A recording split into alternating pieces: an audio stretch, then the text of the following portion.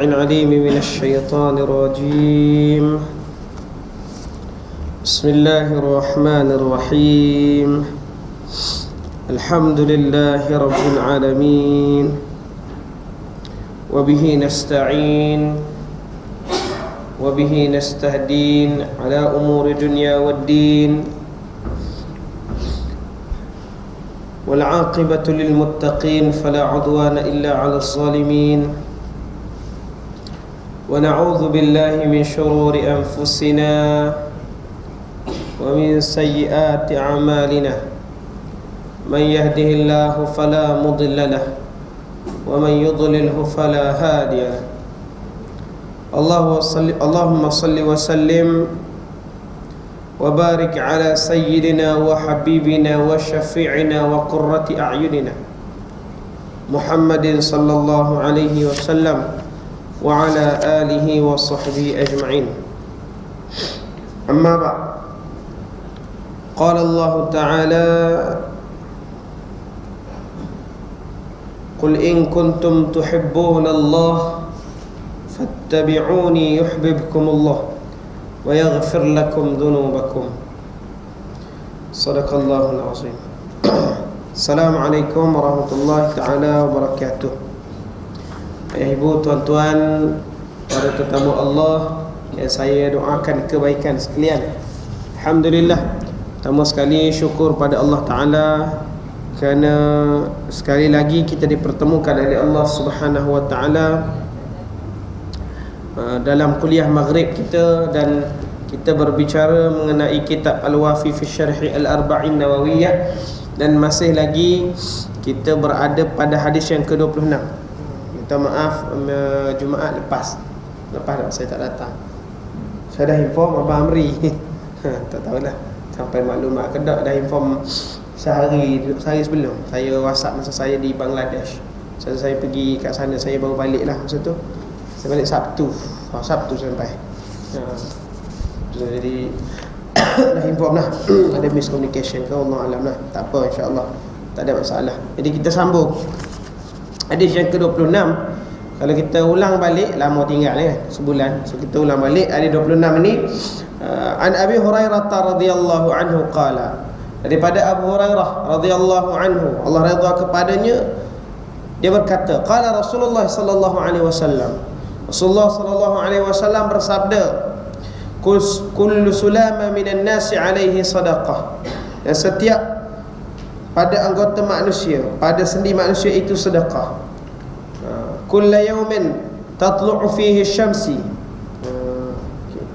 dan setiap hari terbit padanya matahari. Ta'dilu bainas naini sadaqah, dan berlaku adil kepada dua orang adalah sedekah. Wa tu'inu ar-rajulu fi dabbatihi fatahmiluhu 'alayha aw tarfa'u lahu mata'ahu sadaqah. Membantu seorang lelaki untuk menaiki ke atas binatang tunggangannya adalah sedekah, atau mengangkat barangnya ke atas tunggangannya itu adalah sedekah. Okey.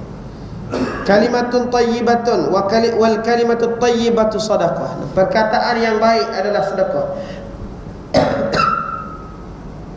Wa bi kulli khatwatin tamshiha ila salati sadaqah, dan setiap langkah yang kamu langkah untuk menuju solat, untuk mendirikan solat, maka itu juga disekira sedekah.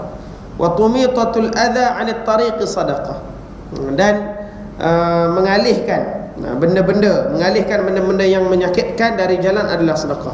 Rawahul Bukhari wa Muslim. Dan kita bincang beberapa poin, iaitu bagaimana qudrat ilahiyah. Kita bincang tentang kekuasaan Allah Subhanahu Wa Ta'ala dalam penciptaan tulang temulang manusia, dan kita bincang panjang lah belum tu. Kemudian kita dah masuk juga jenis-jenis syukur, kalau saya tak salah. Dan kita akan masuk kepada dia ada syukur wajib, syukur yang sunat. Okey. Dan kita malam ini insya-Allah kita masuk pada yang hadis tu, yang ta'dilu bainathnaini sadaqah, berlaku adil kepada dua orang lelaki itu pun sedekah. Baik. Sila tuan. Nombor 4. Muka surat 349. sedekah yang disebutkan dalam hadis dan hukum. Adapun limpahan kurnia Allah ke atas hamba-hambanya ialah dengan menambahkan sesuatu yang wajib ke atas mereka dan yang sunnah sebagai sedekah. Allah menambahkan pada kurniaannya dari kelebihannya itu dengan memulakan pada amal kesyukuran itu pada sedekah untuk mereka. Maka seolah-olah Allah berfirman, hendaklah kamu menyatakan kesyukuran atas nikmatku itu atas anggota-anggotamu dengan menggunakan anggota-anggota itu untuk membantu hamba-hambaku dan hendaklah bersedekah dengan yang ke atas mereka. Perlu diambil perhatian bahawa sedekah itu tidak sahaja terhad pada harta. Sedekah itu sebagai daripada manfaatnya berkena pada diri orang lain. Umpamanya memperbaiki hubungan di antara dua orang dan membantu seorang lelaki menaiki kenderaan. Sebahagian lagi manfaatnya hanya berhad kepada si pelakunya. Umpamanya berjalan ke masjid untuk mengerjakan doa berjemaah. Sedekah-sedekah yang disebutkan di dalam hadis ini adalah seperti ini. Okey, terima kasih. Jenis-jenis sedekah yang disebut dalam hadis ni. Jadi bila mana Allah Ta'ala beri kita, Allah Subhanahu Wa Ta'ala limpahkan kurniaan ke atas hamba-hambanya, maka kita perlulah menamakan kesyukuran itu adalah kesyukuran yang wajib, iaitu wajib ke atas kita, yang wajib dan juga yang sunat sebagai sedekah. Jadi Allah menambahkan pada kurniaannya dari kelebihannya dengan menunaikan pada amal kesyukuran itu pahala-pahala sedekah untuk mereka. Maknanya buat amal soleh dapat pahala sedekah, kan?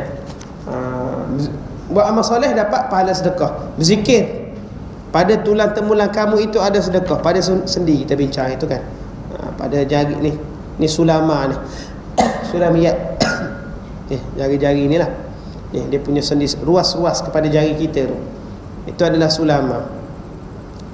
Jadi itu pun kita buat tu dapat pahala sedekah. Begitu juga dalam hadis ini menunjukkan sedekah ini tidak terhad pada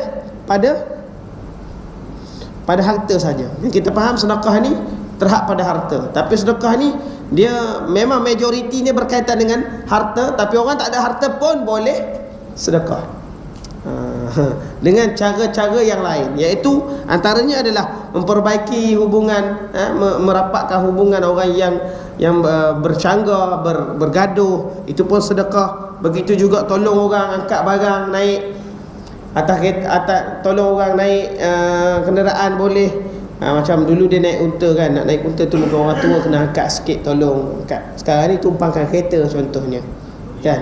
Apa dia? Lori. Barang tolong orang angkat barang naik lori ke, itu pun masuk dulu kan, masuk dalam keldai kan, masuk atas keldai, atas kuda, atas unta untuk angkat barang. Baik. Maka itu adalah bentuk-bentuk sedekah yang boleh jadi manfaatnya pada orang lain dan juga manfaatnya pada diri sendiri. Okey, manfaat pada orang lain tadilah kita bantu, kita jaga maslahah, kita damaikan antara, sehingga ulama haruskan untuk berbohong untuk mendamaikan dua orang yang bertelagah. Ni dipanggil tipu mubah, bukan tipu sunat. Tipu sunat tak ada. Tipu mubah, tipu yang harus, kan? Sehingga macam tu sekali. Begitu juga kalau kita membantu orang lain dapat manfaat, tak kurang juga manfaat untuk diri kita. Seperti apa? Seperti kita berjalan ke masjid, manfaat untuk diri kita, dapat pahala sedekah juga. Baik. Sedekah-sedekah yang disebutkan di atas dalam hadis ini adalah seperti berikut. Okey. Yang pertama, sila tuan. Berlaku adil di antara dua orang yang berlagak dan melakukan musafir. Keadilan akan terlaknani dengan menjalankan hukuman dengan adil dan mengadakan perdamaian di antara kedua-duanya dengan satu perdamaian yang harus, tidak menghalalkan yang haram dan haramkan yang halal. Ini adalah dari sebagai cara mendekatkan diri kepada Allah dan sempurna ibadah. Firman Allah Subhanahu Wa Taala, innamal mu'minuna ikhwatun wa aslihu baina akhawaykum. Sebenarnya orang-orang yang beriman itu adalah bersaudara, maka damaikanlah di antara saudara kamu yang berterikat. Surah Al-Hujurat ayat 10. Juga firman-Nya, la khairu fi qasirin min najwahum illa man amara bi sadaqati aw ma'rufin aw islahin bainan nas. Tidak ada kebaikan pada kehendak bersikap mereka kecuali bersikap orang yang menurut bersedekah atau berbuat kebaikan atau menamaikan di antara manusia. Surah An-Nisa ayat 114. Sabda Rasulullah sallallahu alaihi wasallam, Wasallam. ala akhbirukum bi afdal darajatis salah wasiyam wal sadaqah. Qala bala qala istaghfir zalatul qaim. Mahukah kamu aku beritahu kepada kamu mengenai sesuatu yang lebih afdal daripada solat dan puasa dan sedekah? Para sahabat berkata, beritahulah. Sabda Nabi sallallahu alaihi wasallam, menamaikan di antara dua orang yang bersekutu.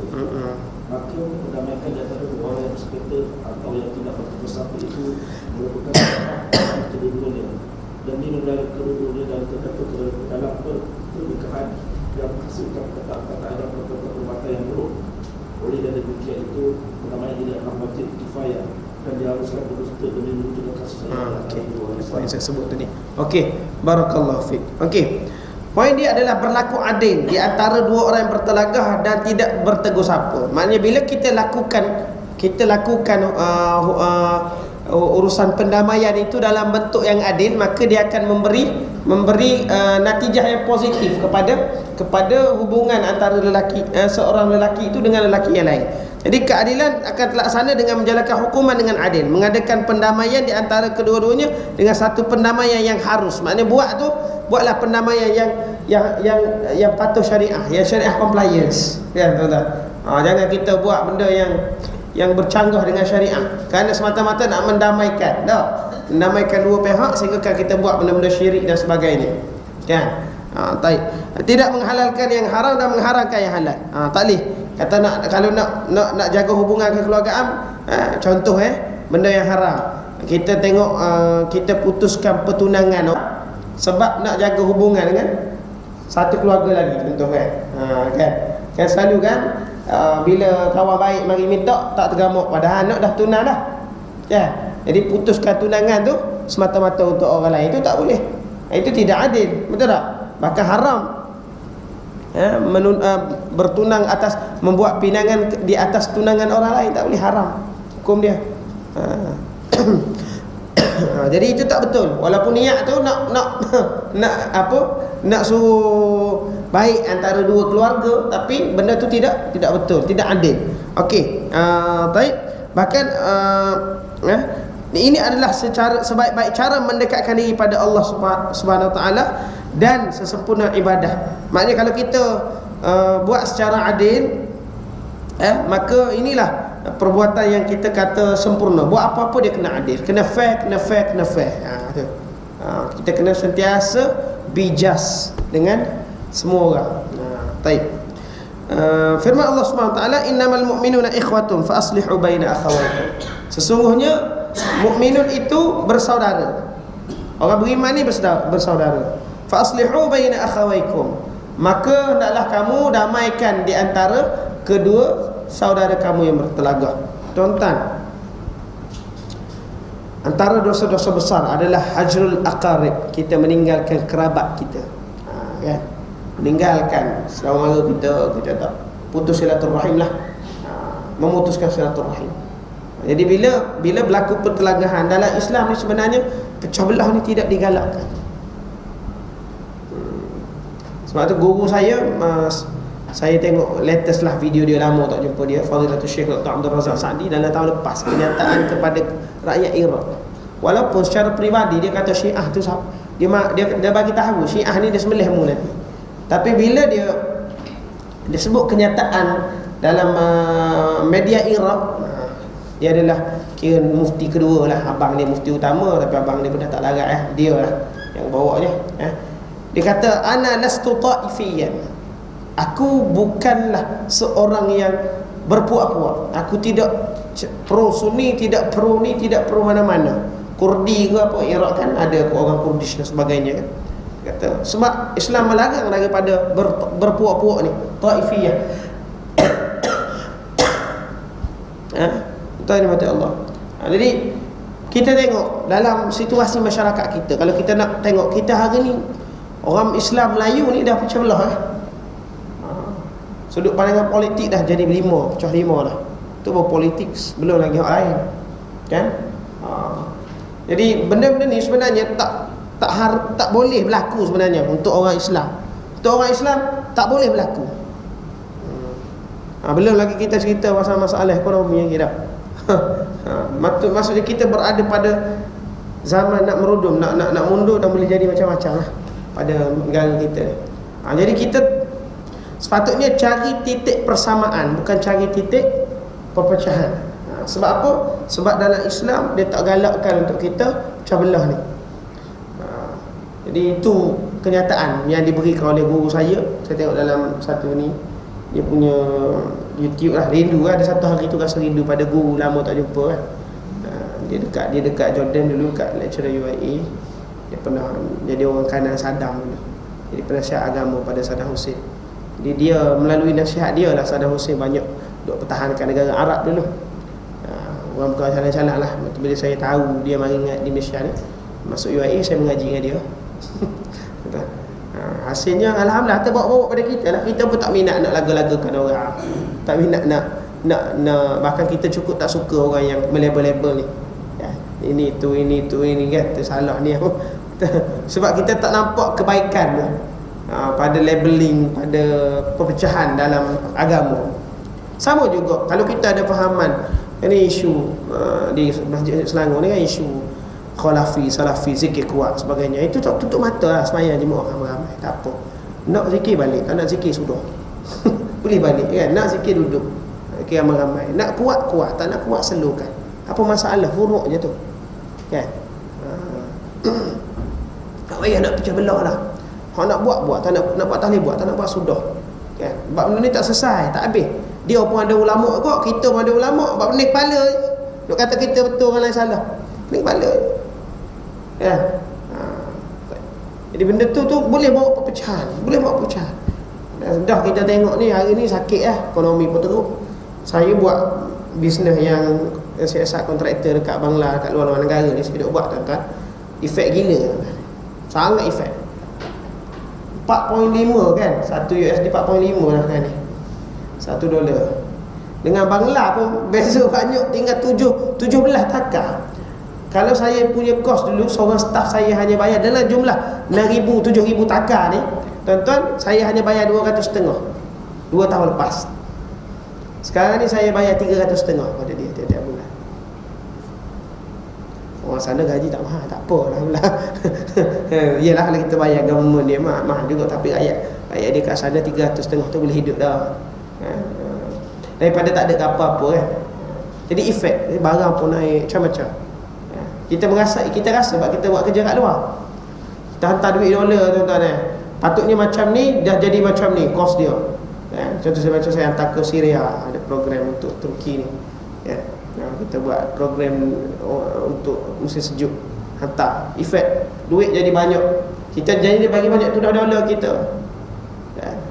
Jadi dia jadi kita kena tambah kapak banyak. Itu ketidakstabilan sekarang ni. Orang dekat dalam tak rasa sangat. Kita ada buat kat luar ni biasalah, tahulah ya. Jadi nilai tu tak banyak, sepatut banyak dapat jadi sikit kan. Baik, Allah. Okey, jadi orang Islam ni dia bersaudara. Innamal mu'minuna ikhwatun. Dan Islam cukup tidak suka kepada perkara-perkara yang boleh memecah belahkan. Kalau kita cek hadis-hadis Nabi tuan-tuan, dia tak bagi laknat. Tadi saya baca hadis dosa besar yang ke-40 berapa saya kuliah di ni, 46. Dosa besar yang ke-40, Allahumma shalli ya Allah, 46. Dosa besar yang ke-46 tuan-tuan. Daripada 70 dosa-dosa besar adalah melaknat. Laknat orang. Sebut orang ni gini, sumpah seranah. Itu benda pecahan. Bahkan Nabi kata tak dapat syafaat orang yang suka laknat orang. Sumpah. Islam tak bagi. Sama juga Islam tak bagi putuskan silaturahim. La yadkhulul jannah qati'. Islam tak bagi. Jadi tak ada ruang-ruang yang untuk kita besarkan benda-benda yang kecil ni. Hari ni penat tu lah, letih ni. Pening kita. Saya sampai tak nak fikir. Saya kalau politik saya tak fikir dah, saya serabut. Sebiar je lah. Kan? Tak ada kepentingan pun kan. Pening tak? Dia punya kita orang Melayu ni rasa Rasa mustahil lah tuan-tuan kita tak rasa apa? Tak rasa bimbang. Terbimbang tak? Sebab tak pernah berlaku. Dan kita rasa dulu zaman kita duduk zaman stabil. Ni bila-bila jadi macam ni zaman tak stabil.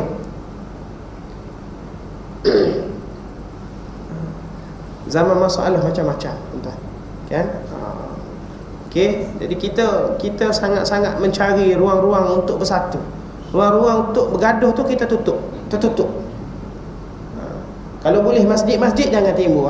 Tapi ada juga ustaz jenis mari jaja. Zikir slow sikit Wahabi. Kan? Pergi pula cerita. Patut timbul ke isu dekat Jabatan Agama Islam Selangor sebagainya. Ya Allah. Benda kecil je. Hama juga ustaz-ustaz yang hadis pula Imam Syafi'i, mazhab Syafi'i kerah lah macam-macam. Nak cerita.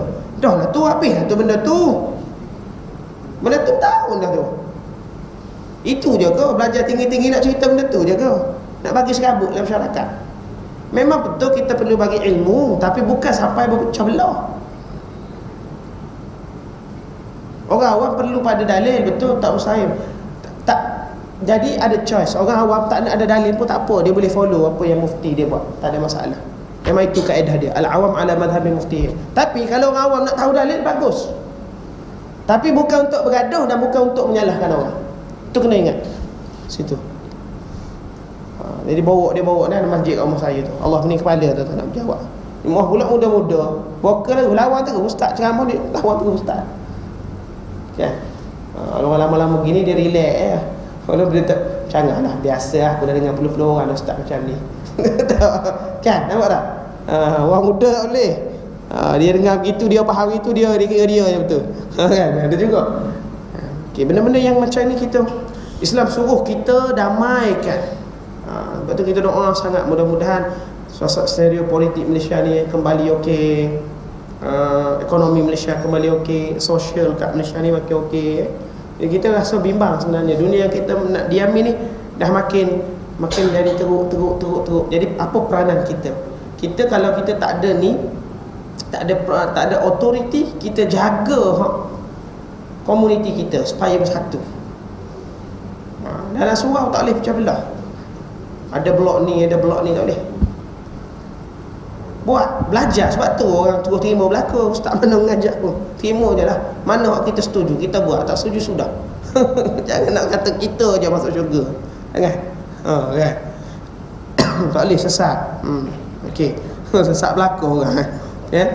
Okey. Kemudian Allah SWT sebut la khaira fi kathirin min najwahum. Tidak ada kebaikan pada kebanyakan bisikan-bisikan. Hari ni kan banyak benda-benda yang mecah belah. Saya tengok, bila selalu sangat dapat WhatsApp ni, kita dapat jumpa kategori-kategori orang yang suka sebar benda-benda pelik. Ni kategori ni terlibat dalam najwa. Innaman najwa minasyaitan. Sesungguhnya bisikan-bisikan ini daripada syaitan. Masuk. Bila kita sebar benda pelik-pelik, malam ni ada blok, tadi ada satu mesej pelik lah, tak ada kerja, dia ni memang suka hantar mesej pelik-pelik. Saya delete selalu, saya tak baca pun mesej, saya delete terus dia punya WhatsApp. Nak block dah WhatsApp number, tunggu masa je. Suka sebar benda-benda pelik, suka spekulate. Kan? Okay. Ada dalam grup, kalau dalam grup mesti ada seorang dua lagu tu. Ini menimbulkan kecelaruan, pening-pening dalam masyarakat. Sama juga ustaz kalau jenis lagu tu pun macam juga. Ustaz jenis perlu mana-mana, pening dah. Dia perlu kau tu, dia duk bentah ni pula. Siap pora pun. Dia tak tahu kita nak jadi apa ni. Saya Malaysia nak jadi apa, dia tak tahu. Gini, orang Islam ni Malaysia nak jadi apa ni, tak tahu lagi. Apalah tuju kita apa ni. Dia duduk besar benda kecil. Kan? Dan memperkecilkan benda yang besar. Tak payah pakai dalil bang. Benda gini otak boleh fikir. Tak payah pakai dalil. Keutamaan, kesatuan umat, mempertahankan negara, memajukan negara, ini adalah apa? Tuntutan yang lebih besar sebenarnya. Sebab kita mewakili Islam. Malaysia negara nombor 2 rujukan dunia sebenarnya, dunia Islam. Selepas pada Turki. Sekarang ni dok dah tuan-tuan. Pak dah. Yang kita dengar buruk-buruk je. Kita keluar negara, orang dengar, orang duk cerita yang buruk-buruk je pasal. Dulu kawan saya pernah cerita, aku duduk kat Qatar, aku tak kenal lain, negara lain, aku kenal Islam, aku kenal Malaysia, aku kenal Islam. Sebab apa? Sebab kan, sebab namanya dia kata Islam ni, orang Malaysia ni memang bagus masa tu. Sekarang pun bagus juga, tapi tak tahu prioriti.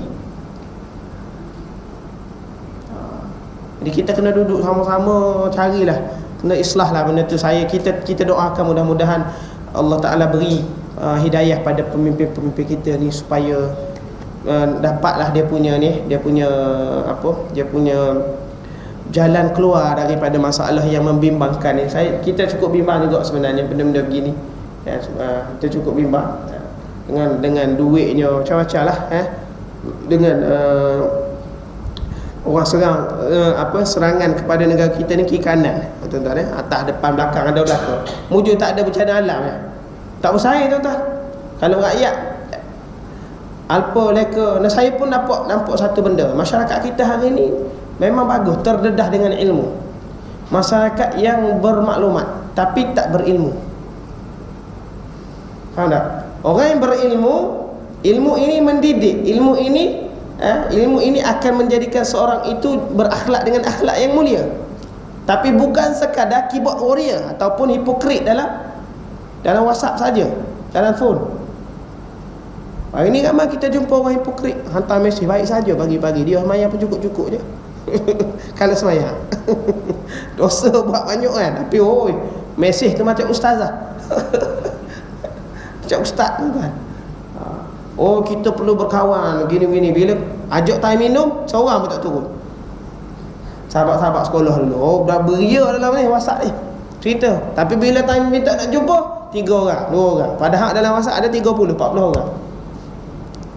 Ini apa, tuan-tuan? Palsu belaka, fake kan? Okey, ni pun kebimbangan juga. Masyarakat kita informatif tapi belum berilmu. Orang berilmu bukan macam tu, kan? Masyarakat berilmu bukan macam tu. Masyarakat berilmu dia lain, dia bincang, dia apa ni. Sebab kita didedahkan dengan Facebook, dengan WhatsApp, media sosial ni adalah guru utama. Tok guru lah kepada orang-orang hari ni. Sebab dia tak payah malu nak belajar dengan orang. Dia belajar pada Facebook, dia dah pandai dah. Dia belajar daripada YouTube. YouTube okey juga, ustaz tak? Dia dengar pada ustaz-ustaz, ada nama semua okey, logik lah, boleh terima. Tapi kalau Facebook ada kan entah daripada mana, kan? Begitu juga WhatsApp, forward tu daripada mana biasa, kan? Dan menimbulkan kepeningan. Betul ke ustaz sahih, kalau tidak ini ustaz soalan. Mari bagi soalan tu nak jawab terus. Ustaz sah ke tak?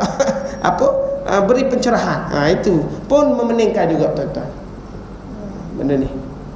Okey. Dan kita sangat terganggu kan, bawa kereta pun. Saya pun termasuk juga kategori yang break kereta je, buka telefon tengok WhatsApp. Kan, masuk kategori tu. Bahaya kan? Walaupun kita sendiri tergolong nak kata benda tu kan. Facebook, alhamdulillah, Facebook saya delete. Saya serabut kan, nampak masa bila-bila saya delete terus ikon Facebook. WhatsApp tak boleh delete, business. Ya, tuan-tuan, WhatsApp tak boleh delete, business. Facebook tak apa. Facebook saya buang ikon depan tu. Orang Kelantan kata saru, tahu saru? Serabut kepala. Saya delete ikon Facebook, tak ada dah. Akaun ada 2, akaun peribadi satu, akaun company satu. Ada kan? Tapi tak update sebab saya dah tengok, saya rasa serabut sangat dengan Facebook. WhatsApp ni dia mengganggu juga, tapi kita sendirilah kena latih lah, kan? Kena latih untuk tidak terikat sangat dengan WhatsApp ni. Okey, baik. Tuan-tuan dan Allah. Okey. Tetapi illa man amara bi sadaqatin aw ma'rufin aw islahin bainan nas. Kecuali yang bermanfaat, yang baik itu adalah menyuruh orang untuk bersedekah. Ajak orang buat baik. Man amara bi sadaqatin aw ma'rufin, ataupun suruh orang buat perkara-perkara yang ma'ruf, kebaikan, aw islahin bainan nas, ataupun mendamaikan di antara manusia. Masya-Allah, ajak orang buat baik. Ni tuan-tuan, yang kita tak praktis. Kita buat baik, suruh orang buat baik, kita suka forward mesej-mesej yang baik, kita nak Saya nak kata tak dapat pahala kalau forward message. Boleh jadi dapat. Sebab saya pun banyak juga terkesan dengan video-video. Terkesan dengan video-video bila kita rasa jauh sikit, lama sibuk sangat, lupa keluarga kan, lupa adik-beradik semua kan. Dapat video tu, okey, semangat sikit. Lama lupa pada orang Syria, dapat video orang Syria, nangis, boleh nangis pula, ingat balik. Bukan nak kata tak ada manfaat, ada manfaat. Tapi balak banyak lagi. Kan? Kecelaruan. Saya selalu cakap, jangan forward message. Tak payahlah jadi da'i dengan WhatsApp. Dah berani sangat, da'i lah pada ahli keluarga kita, bercakap betul-betul da'i tu. Cakap pakai tali pening, memanglah semua orang boleh dakwah, tekan je lah. Kan? No. Tapi tuan-tuan, hak lebih baik adalah nahi mungkar dengan amar ma'ruf nahi mungkar tu. Amar ma'ruf nahi mungkar. Macam mana? Suruh buat baik mudah. Macam saya ni, saya tengah amar ma'ruf. Dan sesama nahi mungkar juga. Jangan buat macam ni, jangan buat macam tu, nahi mungkar juga. Tapi daripada orang baik-baik, orang tak payah masjid tu, siapa nak pergi buat? Kalau tidak kita. Itu masalah saya. Itu lebih utama kan buat. Alhamdulillah amar ma'ruf ni sahabat-sahabat tabligh dah buat. Nahi mungkar tak buat, dia orang tak buat lah. Tapi saya cuba ambil pendekatan tabligh. Dalam amar ma'ruf kita tukar kepada nahi mungkar. Kita guna pendekatan yang lembut dalam nahi mungkar. Alhamdulillah tuan-tuan, bila kita test dengan dakwah street dakwah dengan orang-orang tengah buat maksiat ke apa ke, dengan budak-budak tengah lara-lara, kita test penerimaan dia cukup baik. Paling tidak dia dapat ilmu, tapi dia tak attack kita. Nampak tuan-tuan? Nahi mungkar ni kita biasa dengan keras. Tak boleh, haram ni, gini, jangan duduk begini. Itu. Kita kata, kamu ni nak masuk neraka. Dah kan, cakap macam tu. Itu nahi mungkar.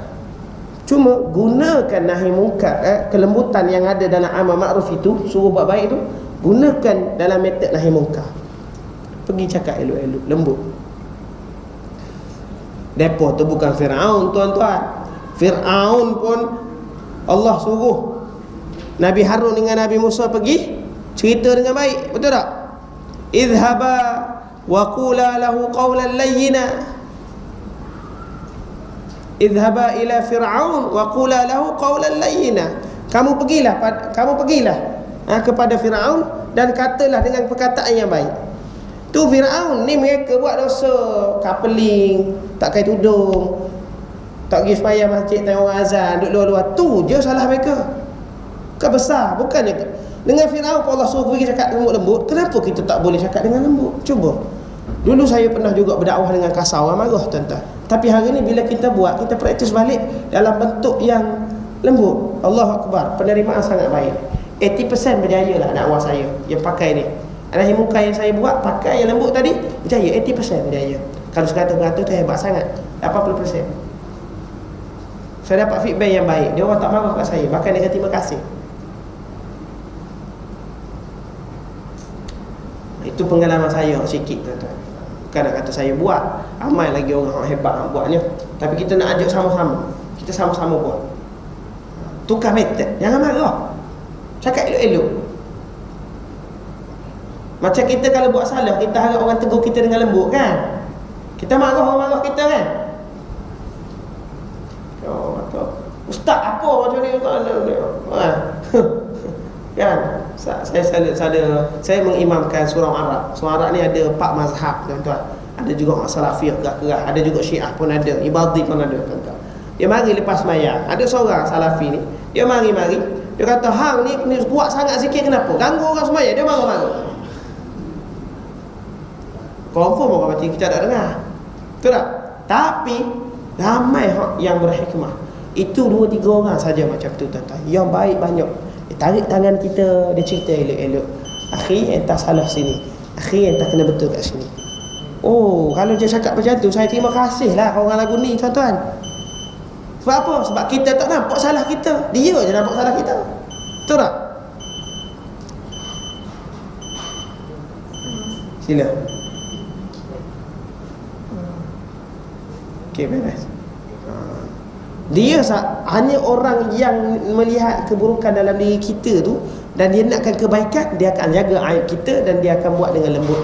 tarik tangan guru saya kat kawan, silakan. Guru saya dan kawan saya Dr. Nashwan Al-Mikhlafi, dia cerita ni macam mana dia deal dengan saya ni. Saya ni agak panas juga tuan-tuan, tapi kita tengok macam mana cara akhlak dia sampai kita boleh jadikan dia guru, daripada seorang kawan jadikan dia guru, tuan-tuan. Okey, sekejap kita cerita. Baik. Cerita imam asalnya kawan tukar jadi guru saya. Saya imamkan dia orang 2 tahun lebih, imam solat. Tapi akhlak seorang Arab ni, nama dia Dr. Nashwan, kawan lah dekat UAE sekali. Untuk tuan-tuan tahu, tuan-tuan dengar saya baca Quran, macam mana tuan-tuan rasa? Bagus. Itu yang saya dengar feedback.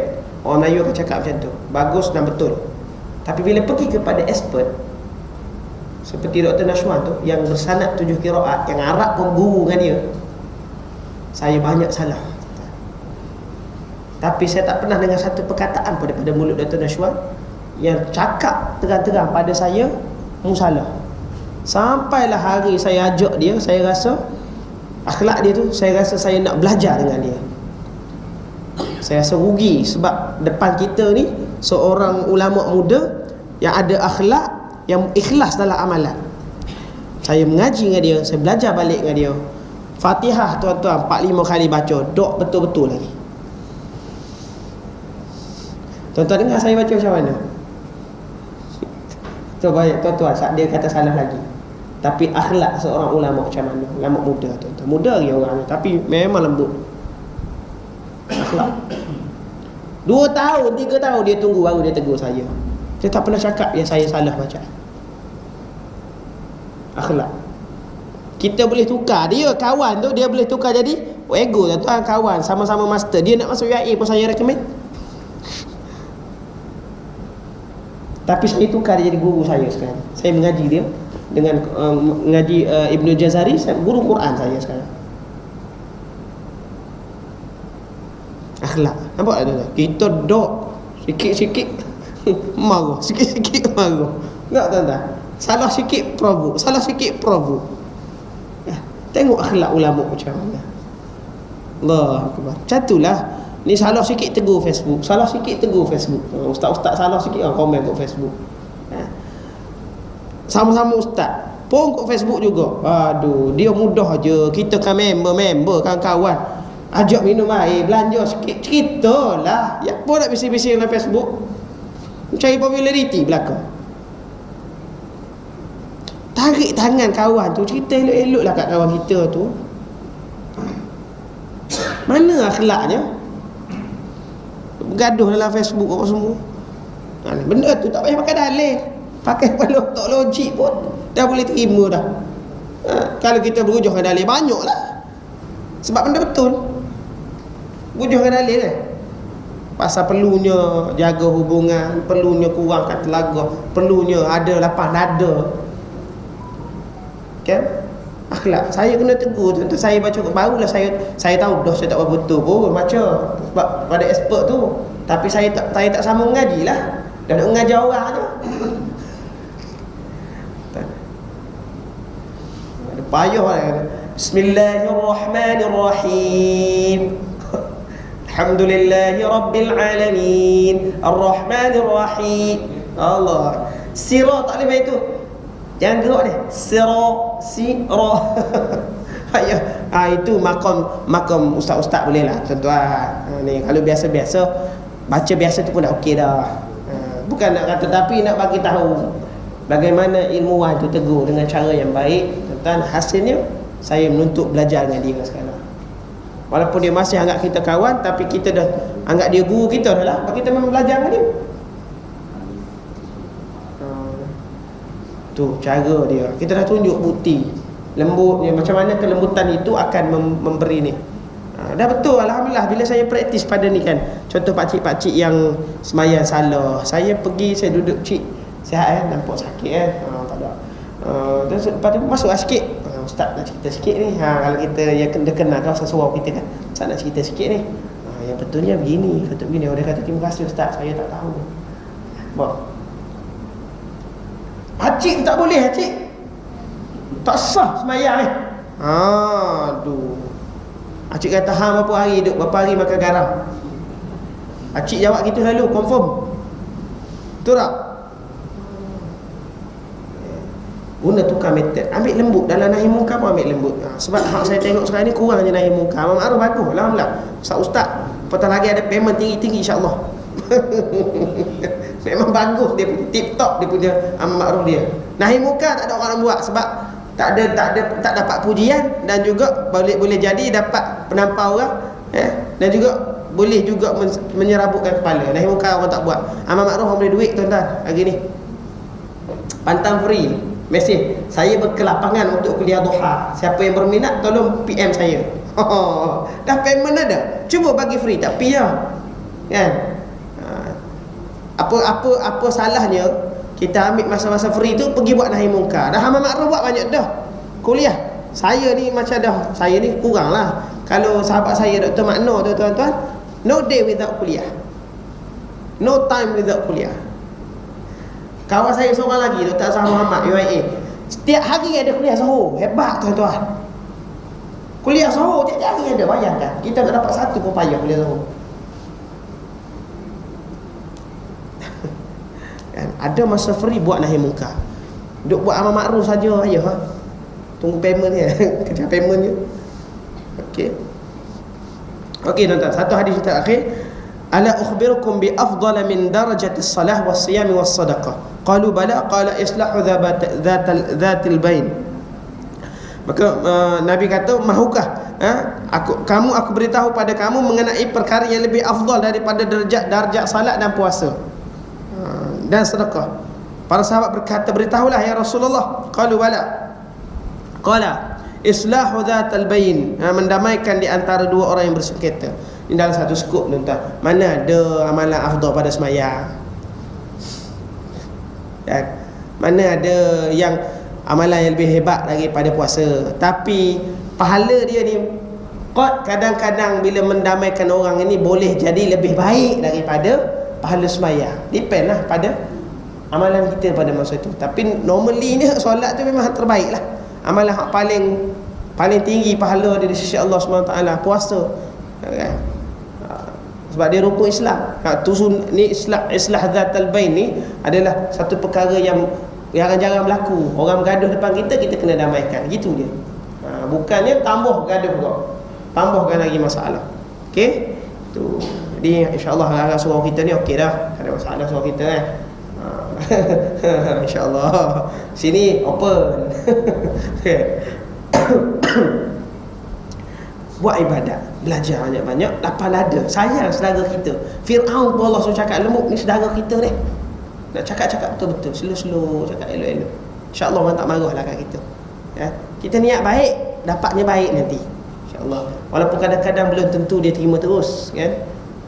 Dia kadang-kadang saya, iyalah, ada juga je ni panggil laju rushing. Dia tengok kita rushing tu. Dia nak kata, hari ni semayang laju sangat lah Syekh. Dia cakap tu, jauhnya dia kejar kita. Ya Allah.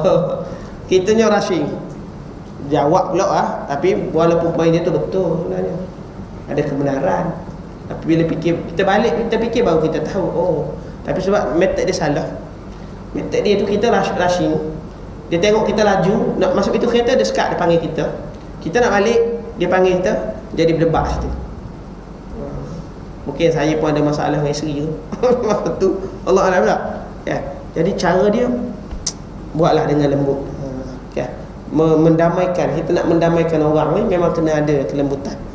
Baik.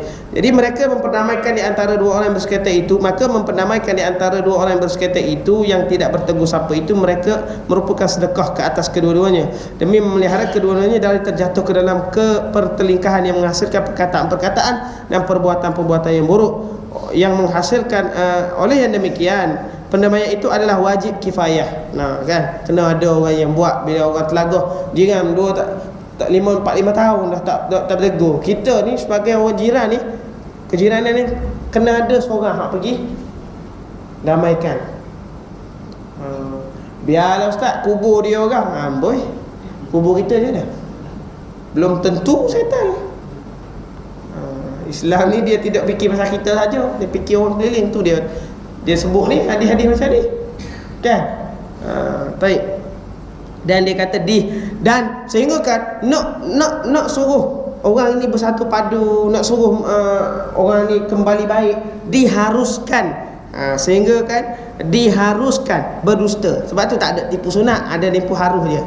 Tipu harus ni dalam bab macam ni. Dalam tipu harus hendaklah diharuskan untuk berdusta demi mewujudkan kasih sayang di antara dua orang Islam. Macam Nabi buat kan dengan isteri-isteri dia. Okay. Itu caralah Nabi SAW ni metod terbaik. Kita tak boleh nak praktis sebab semua persatuan per TV belaka ni. Apa per TV? Persatuan takut bini. Saya bukan takut bini ustaz, bini dah takut saya. Mari kerajaan negeri Kelantan bagi galakkan poligami. Alhamdulillah, nasib baik saya orang Kelantan. Balik ni apply. Tentang Allah. Okey, itu sajalah. Baik daripada Allah SWT. Lebih kurang itu daripada kekurangan saya, hakikatnya daripada Allah SWT. Sallallahu alaihi wasallam Muhammad wa ala alihi wasallam. A'udzubillahi minasyaitonir rajim. Bismillahirrahmanirrahim. Alhamdulillahi rabbil alamin. Salatu wassalamu ala asyrafil anbiya'i wal mursalin wa ala alihi washabihi ajma'in. Allahumma a'inna ala dhikrika wa syukrika wa husni ibadatik. Allahumma aslih ahwala ikhwanina al-muslimina fi kulli makan wa fi kulli zaman. Allahumma alif baina qulubina kama alafta baina al-ma'i wat-tin. Allahumma ij'al jam'ana hadha jam'an marhuma wa tafarruqana min ba'dihi tafarruqan ma'suma. Allahumma rabbana zalamna anfusana wa in lam taghfir lana wa tarhamna lanakunanna minal khasirin. Rabbana atina fid dunya hasanah wa fil akhirati hasanah wa qina adzaban nar. Sallallahu ala sayyidina Muhammad wa ala alihi wasallam. Alhamdulillahi rabbil alamin.